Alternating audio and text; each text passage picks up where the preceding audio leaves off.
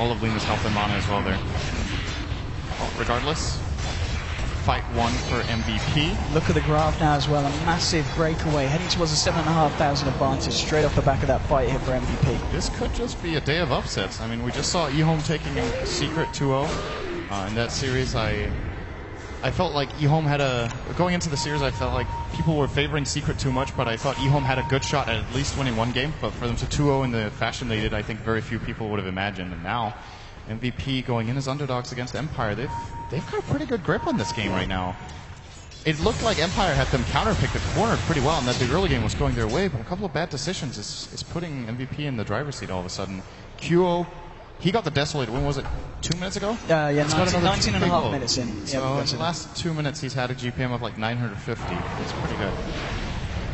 Just going to hide here in the jungle. Aloha Dance needs to be careful how close he comes to the side of MVP Phoenix. QO.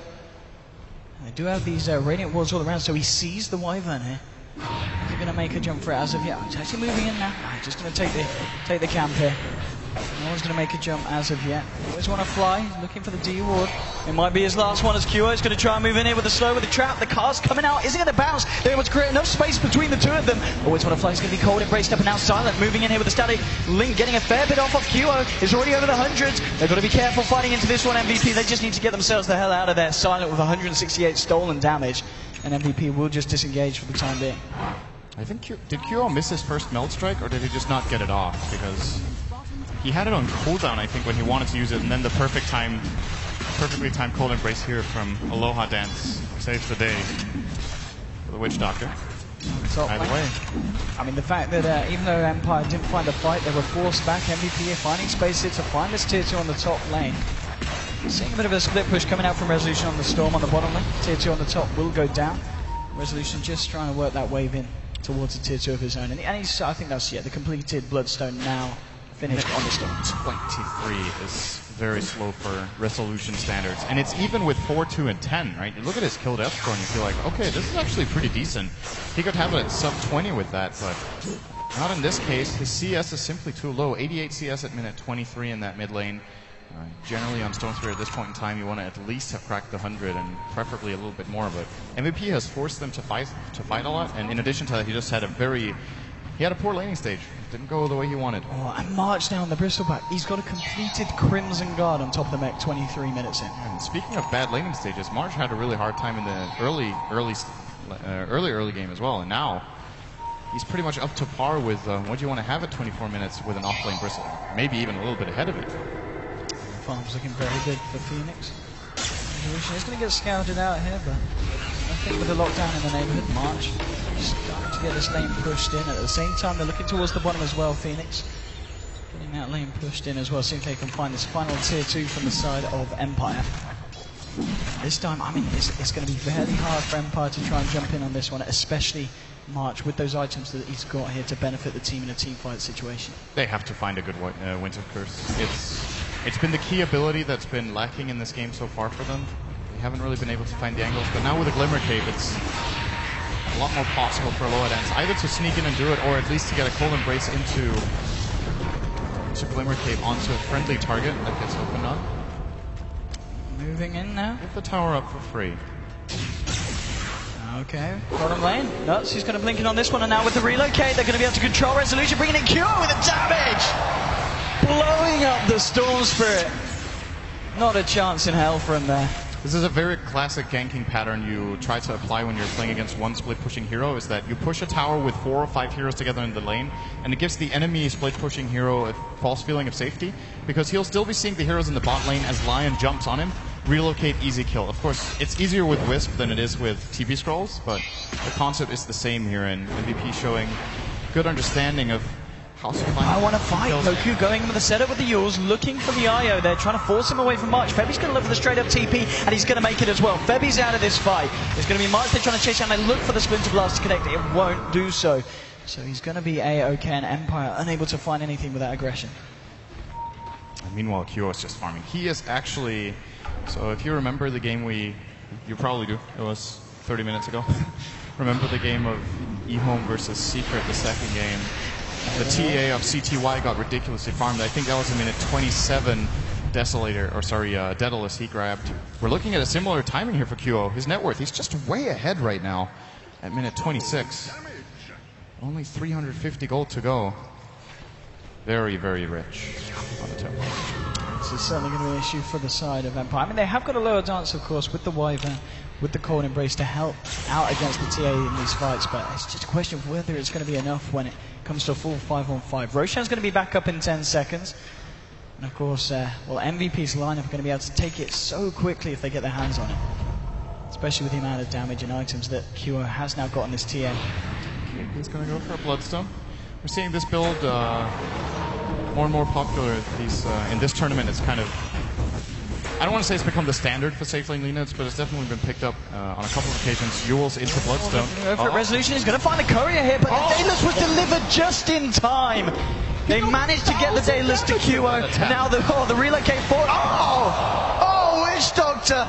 He's going to need another Doctor. That was brutal. And now off the back of it, they're just going to go for Roshan.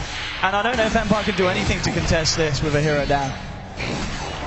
I don't know if they'll be able to do anything with a full line. That's just the amount of power that QO's got behind him now. And they even have an IO to back him up. That's the crazy thing. They picked IO Bristle, but something I really like to see is when teams pick IO, sometimes you can combine it so that it has 2 good partners, maybe even 3 in the draft. Templar Assassin with Overcharge is ridiculous at pushing towers, so they don't necessarily have to pair it with March all the time, since March can hold his own with a Crimson Guard, Plate Mail, and Mech, and they can just overcharge QO and he can get the job done really, really quickly with that attack speed and, of course, the tankiness. Here we go, up to the high ground. Right now. What can Empire do to stop this one? The tier 3. Incredibly fast here. Silent moving forward. We've always want to fly. They've got all their ults available. Going to blink back here. Static Link's going to be down, and this is going to be a good opportunity for QO to just go back in, starting to hit away. Moves onto Razor. He's going to set up the light strike array, but it's now Empire moving forward. On the side, he got caught. Only just getting himself back up to the high ground here, and off the back of that, MVP might be ready to go. They know that the storm's down. He's had to go back to the fountain. But QO a little bit too low. Okay, they're going to keep QO safe. They don't want to waste the Aegis as of yet. Yeah, they blew the finger of death from Nuts there as well, so... They're going to take him back to base. Okay, bringing QO back. Yep. Themselves top back up for round 2. Also seemed like a little bit of miscommunication there as far as the Razor went. QO went for the meld attack, and at the exact same time he got Yuled by KP, so a little unfortunate there for MVP that they don't manage to combine their abilities perfectly. But they lost nothing either, so just keep playing it safe for a bit now. The top lane is starting to get some momentum here for Empire, and this is probably something they will want to address, but they don't have relocate to just take care of it, so they would have to go for an actual hard TP back to the top lane. I think they'll be content if they can find... Razor could be in trouble here. From this March moving forward and Silent. He's got the Cold Embrace here. It's going to be fine for the time being. If you're going to be thrown out now, the death forward in a very nice position here doing a fair with the Sonic Wave. Febby getting low, but they've already killed the Wyvern here at the side of MVP, and they're looking for more. Silent, he gets stunned up. March trying to move, and he's just 2 down. Tacky Resolution's out of mana, and there's a damage from QO. And he's trying to get himself in. We'll get it. Double kill for QO. 1, 2. He needs one more. That's going to do it. No, he needs the final one. He's got it. It's a triple kill for QO. Now Silent chasing down March. Will find the kill with the help of Yoku and Resolution. And it's in fact just QO that's left alive. Will be able to blink himself out. Resolution is not happy. He wants QO dead. He's going to be able to, it's going to be the Karina playing there with the Yules, holding QO in place. QO just trying to turn it. He's got the Aegis. Now they've got to kill him a second time here. They've got to be careful. QO is a bit of a glass cannon. He does a hell of a lot of damage here. He's just going to try and meld himself up. They haven't got detection. And QO, he's out. Blinks away. Oh, he tries to find Yoku as well. Won't quite get away with it. And Resolution's trying to zip forward. He's only got a little bit of mana. You want to go? Oh my God! Now QO's going for more. He's looking for Silent. He's going to get it. Oh my God! Double kill for QO. This man, you can't kill him. You don't want to kill him because he'll turn around. He'll kill you. He'll kill your friends. He'll kill your family. My goodness, this man he's a maniac, and now he's going to go for the base. Fortification coming out for the side of Empire. He's just ready to go. Oh, Yoku, you know what happened like that? You've got to blink yourself away. He's fine, he's got refraction, he's good. No. Laguna Blade there, that's his witch doctor.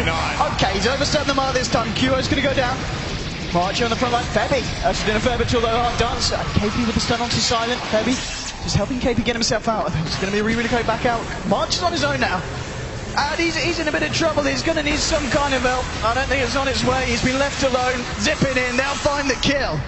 And okay, they do kill QO. So, they find a lot of things in return, but it's still QA. He's still about 4K ahead of the Queen of Pain.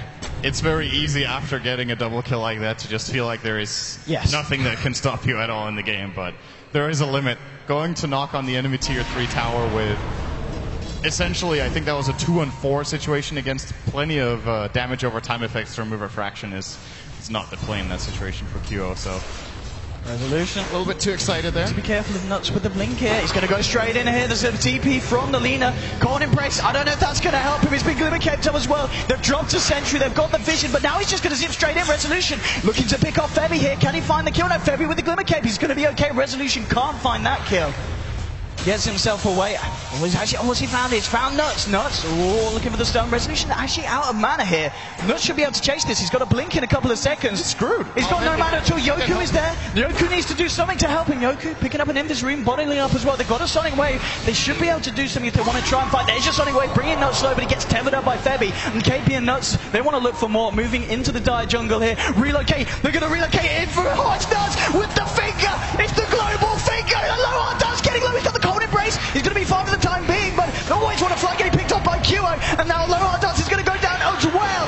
Two heroes falling on the side of Empire, and I've got to say, the IO performance has been fantastic this match from Febby. I was about to say that was a really good play from Empire. The way they bailed out Resolution there was actually really good. Of course, the relocate will catch them on the way back as they thought they were safe.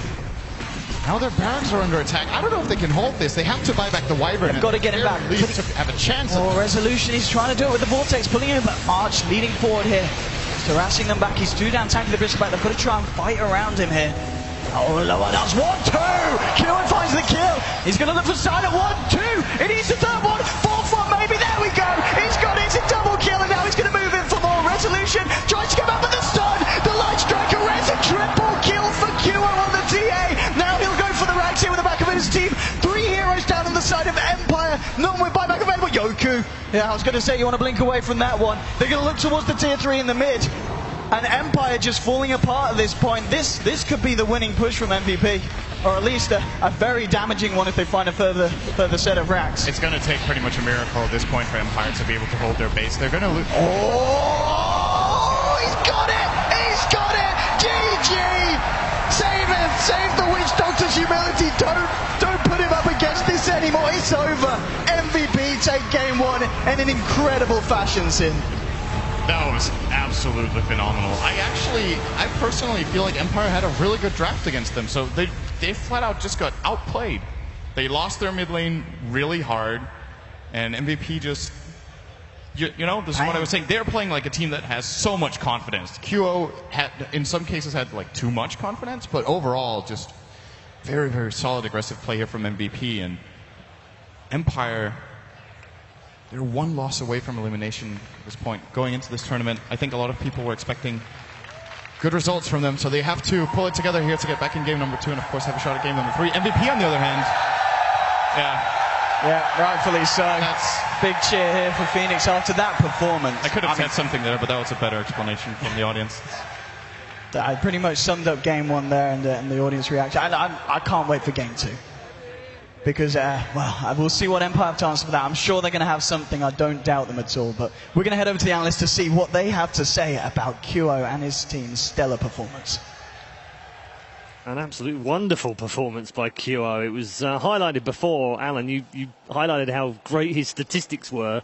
And his statistics were great again. But he proved even more than that in that game. And also, Melina as well, I want to talk about the draft because you picked it out. This